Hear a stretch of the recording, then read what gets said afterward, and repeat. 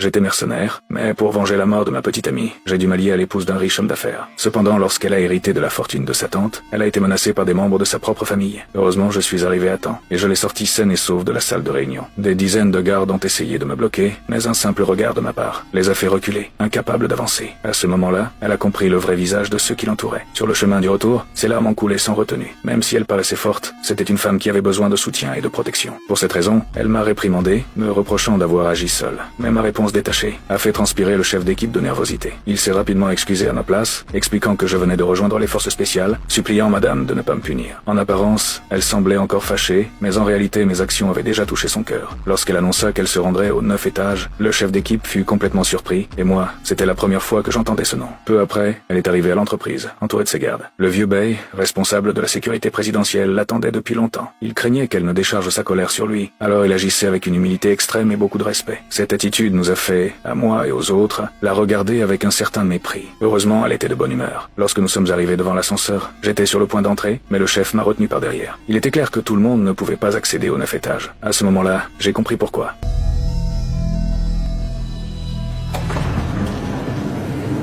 Cette même nuit, le chef m'a contacté de manière inattendue. Lorsque je suis arrivé à l'entreprise, tout le monde m'a traité avec un respect immense, sans encore savoir que ma position dans l'organisation avait complètement changé. En entrant dans l'ascenseur, j'ai appuyé sur le bouton du 9e étage, mais rien ne se passa. C'est alors que j'ai découvert qu'une carte d'autorisation était nécessaire, et j'ai compris que ce mystérieux étage était réservé à quelques privilégiés. Ensuite, j'ai sorti ma carte pour m'identifier, mais le plus surprenant restait à venir. Le légendaire 9e ciel était en réalité caché sous terre. Lorsque les portes de l'ascenseur se sont ouvertes, un couloir secret s'est dévoilé devant moi. Poussé par la curiosité, j'ai avancé lentement. La sécurité était extrêmement stricte. Seule la reconnaissance oculaire et des empreintes de main permettaient d'entrer. À l'intérieur, je l'ai vu en pleine réunion. Alors je suis resté silencieux sur le côté. Quand la réunion s'est terminée, je suis enfin entré dans la salle de réunion, émerveillé par la technologie qu'elle contenait. Elle m'a expliqué que les 9 étages étaient le cœur de l'entreprise, un endroit doté de technologies de premier ordre, capable d'accéder à toutes les informations existantes. Elle m'a fait monter en grade, parce qu'elle avait une confiance totale en moi. Puis elle m'a confié une mission délicate, surveiller la fille légitime de son mari. Peu après, j'ai été transféré dans une résidence secrète. Ma mission était de surveiller la fille cachée de ce candidat politique. Si cette information venait à être révélée, le député Chang perdrait immédiatement sa candidature et l'épouse du riche homme serait plongée dans un énorme scandale médiatique.